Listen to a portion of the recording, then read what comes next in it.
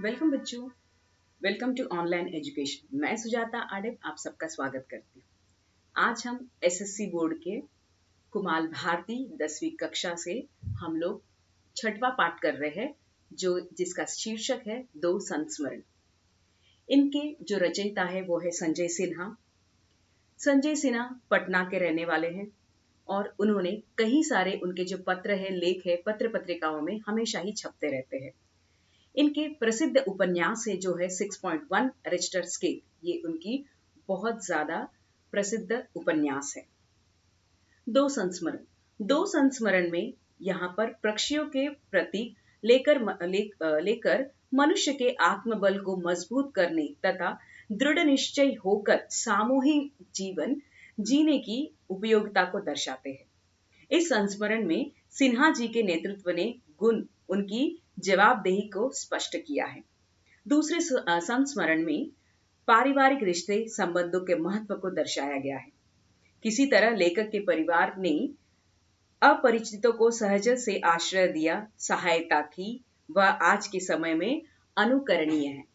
तो चलो शुरुआत करते हैं हम दो संस्मरण। हंस और ये पाठ दो भागों में विभाजित हुआ है। पहला है हंस और आदमी। पहले हम लोग हंस और आदमी देखने जाने वाले हैं। आपने कभी हंसों को उड़ते हुए देखा है? जरूर देखा होगा। आपने देखा होगा कि बहुत ऊपर आसमान में अंग्रेजी अक्षर ऐसे वी के आकार में ये उड़ते ही जा रहे होते हैं। जब मैं छोटा था और सितंबर अक्टूबर की हल्की ठंड में घर की छत से कभी हंसों को ये उड़ान दिख जाती है तो मैं हैरान रह जाता। ऐसा लगता मानो बहुत से अनुशासित सिपाही सफेद पंखों में लिपट कर हवा में तैरते हुए चले जा रहे हैं। मेरे मन में ढेरों सवाल उठते। आखिर ये इस तरह वी आकार बनाकर क्यों उड़ रहे हैं? ये सब कहाँ जा रहे हैं? सबके पीछे वाले सबसे आगे क्यों नहीं आने की कोशिश कर रहे हैं? बीच वाला क्यों अपनी जगह पर उसी रफ्तार से चला जा रहा है? क्या किसी ने इन्हें निर्देश दिया है कि ऐसे ही उड़ना है? कौन है इनका निर्देशक? बहुत से सवाल लेकर जब मैं माँ के पास आता तो माँ मेरी सिर सहलाती, कहती कि ये मानसरोवर के राजहंस है। तो ये सारे हंसों से हंस जो इस तरह की एक गति से उड़ते हैं, उसका क्या मतलब हुआ? ये आपस में रिश्तेदार है। सबसे आगे वाला उनका नेता होता है। वही उड़ने की रफ्तार और दिशा तय करता है। उसके पंखों को बाकियों से ज्यादा मेहनत करनी पड़ती है। सामने आने वाले खतरे को वह पहले ही पहचानता है। वह हवा को काटता है। उसके बाद बाकी के हंस हवा को टकराते हुए चलते हैं और अपने से पीछे उड़ने वाले हंसों के लिए वह उड़ान को आसान बना के चलते हैं। लेकिन माँ, सबसे आगे वाला ज्यादा मेहनत करता है और सबसे पीछे वाले के लिए रास्ता आसान बनाता चलता है। ऐसा क्यों? उससे क्या फायदा? मैंने कहा ना कि ये रिश्तेदार है। ये जानते हैं कि कर भला तो हो भला, इसीलिए ये एक दूसरे के साथ देते हुए चलते हैं। ये बहुत दूर तक उड़ते हैं और उड़ते ही चले जाते हैं। ये एक बार में 10 घंटे उड़ सकते हैं। 10 घंटे? हाँ बेटा, कई बार इससे भी ज्यादा। इनमें सबसे आगे वाला हंस सबसे अधिक मेहनत करता है। फिर जब वह थकने लगता है तो सबसे पीछे वाला उसकी जगह लेने पहुंच जाता है। ऐसे ही सारे हंस उड़ते हुए अपनी अपनी जगह बदलते चले जाते हैं। मैंने बताया ना, सबसे आगे वाला नेता होता है और वह दूसरे हंसों के लिए उड़ान को आसान बनाता हुआ अपने पंखों से हवा को काटता हुआ चलता है। पीछे वालों को कम मेहनत करनी होती है, उसके पीछे वालों को और कम। इस तरह के बीच हवा में ही सुस्ताते हुए एक दूसरे का साथ देते देते हुए हजारों मीलों की रफ्तार जो सफर है वो तय करते हैं। माँ फिर मुझे हंसों की ढेर सारी कहानियां सुनाती, बताती कि हंस मोती खाते हैं। हंसों के पास नीर क्षीर अलग करने का विवेक होता है। वे दूध और पानी को अलग कर सकते हैं। एक बार एक शिकारी ने किसी हंस को मार दिया तो कैसे सिद्धार्थ ने उसे बचा लिया। शिकारी ने सिद्धार्थ से जब अपना शिकार मांगा तो उन्होंने कैसे उसे समझा दिया कि मारने वाले से बचाने वाला का हक ज्यादा होता है। और फिर मैं उस हंसों के साथ उड़ता हुआ बहुत दूर चला जाता। मेरे मेरे पंख तब कमजोर थे, लेकिन मुझसे आगे वाला हंस मेरे लिए उड़ान को आसान बनाते हुए चला जाता था।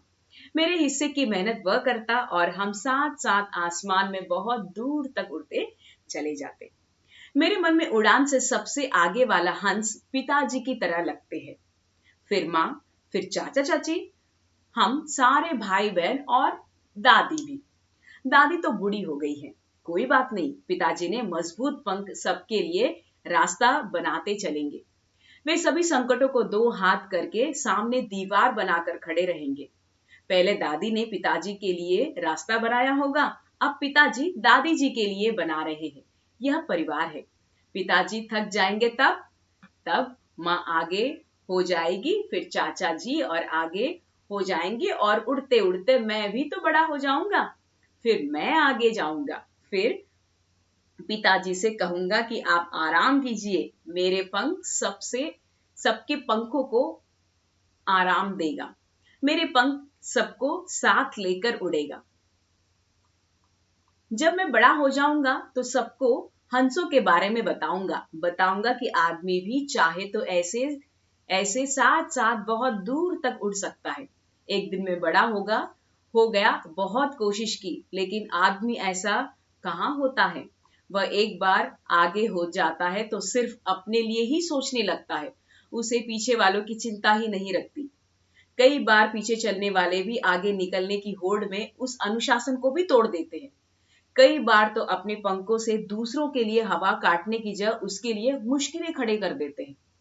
माँ तो कहती थी कि भगवान के बनाए सभी जीवों में आदमी सबसे ज्यादा बुद्धिमान होते हैं, लेकिन मुझे तो हंस बुद्धिमान लगते हैं।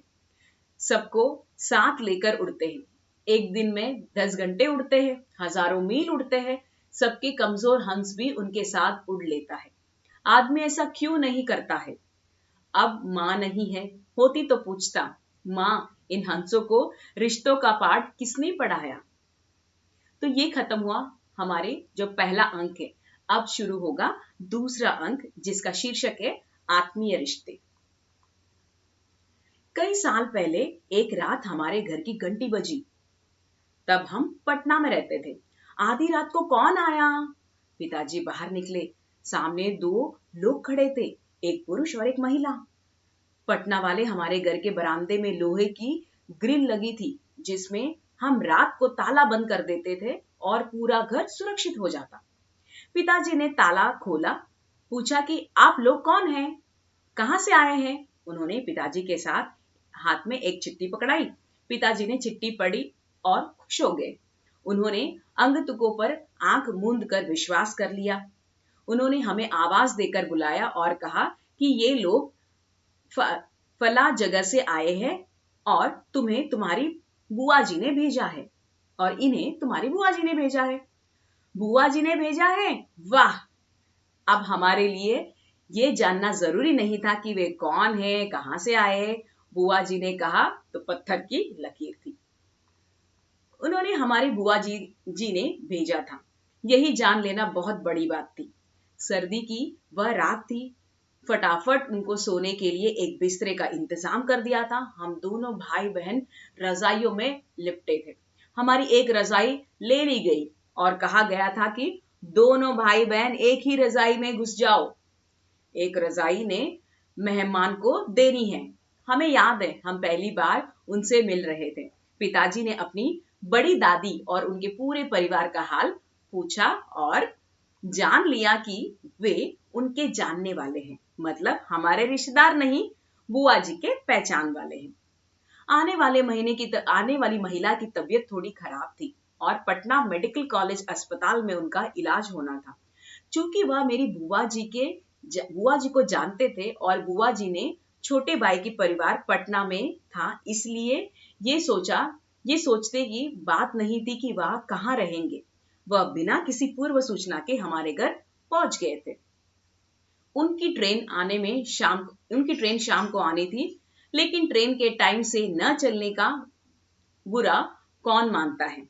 ट्रेन 5 घंटे लेट पहुंची थी और हमारे वहां मेहमान बिना खाए पिए आधी रात में हमारे घर पहुंच गए थे। फटाफट खाना बना, सोने का जुगाड़ हुआ और सुबह उन्हें अस्पताल भी उनको अस्पताल भी पहुंचना भी था। वे कोई सप्ताह भर हमारे घर रहे।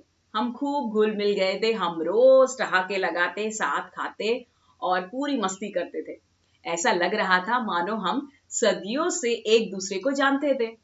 बुआ जी ने तिल की मिठाई भेजी थी। दिल्ली में उसे गजक कहते हैं, हमारे यहाँ सब तिलकुट कहते हैं। हम सब ने तिल और गुड़ की उस मिठाई को खूब मजे लेकर खाए। हमारी बुआ जी ने सारे संसार का ख्याल रखती है और भाई भतीजे में तो उनकी आत्मा बसती है। उन्होंने अपने परिचय में भेज दिया। हमने उन्हें रिश्तेदार बना लिया। आप जानकर हैरान रह जाओगे कि हम दोबारा कभी उन रिश्तेदारों से नहीं मिल पाए जो उस रात हमारे घर आए थे। लेकिन हम भाई बहनों के जहन में उस रिश्ते की याद आज भी ताजा है। हम आज भी उनके आने और अपनी रजाई छीन जाने को याद कर खुश हो जाते हैं। जब मैं 25 साल पहले भोपाल से दिल्ली नौकरी करने आया था, तो मेरे मामा जी ने एक चिट्ठी अपने एक जज दोस्त के नाम लिखकर मुझे भेज दिया था। दिल्ली के किदवाई नगर में वह रहते थे। मैं चिट्ठी लेकर उनके घर पहुंच गया। विश्वास कीजिए, जितने दिन उनके घर पर रहा, परिवार के एक सदस्य की हैसियत से ही रहा। उनकी बेटियां मेरी बहनें बन गई और उनका बेटा मेरा भाई। मुझे कार्यालय से आने में देर होती तो वे चिंतित होते, मेरी राह तकते। मेरा एक परिजन ने जानना चाहा कि मैं हर रोज माँ, भाई बहन, पत्नी, पिता और तमाम रिश्तों पर ही क्यों लिखता हूँ। उनका कहना है कि ये सारे रिश्ते तो उनके पास भी है, फिर भी रोज रोज रिश्तों की चर्चा क्यों। बात तो सही है, लेकिन फिर भी मैं जब सोचने बैठता हूं तो यही सोचने लगता हूं कि क्या सबके पास रिश्ते हैं? क्या सचमुच रिश्ते हैं? कल मेरे पास किसी ने रिश्ते पर कुछ सुंदर पंक्तियां लिखकर भेजी। आज मैं बहुत छोटे में उन्हें अपने सामने प्रस्तुत कर रहा हूं। आप बहुत गंभीर से उन पंक्तियों को समझने की कोशिश कीजिएगा।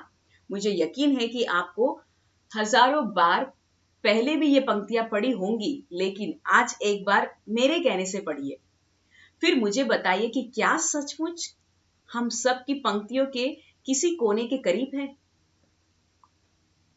अकेले हम सिर्फ बोल सकते हैं, लेकिन रिश्तों के बीच बातें करते हैं। अकेले हम सब मजे कर सकते हैं, लेकिन रिश्तों के बीच उत्सव मनाते हैं। अकेले हम मुस्कुरा सकते हैं, लेकिन रिश्तों के बीच हम ठहाके लगा सकते हैं।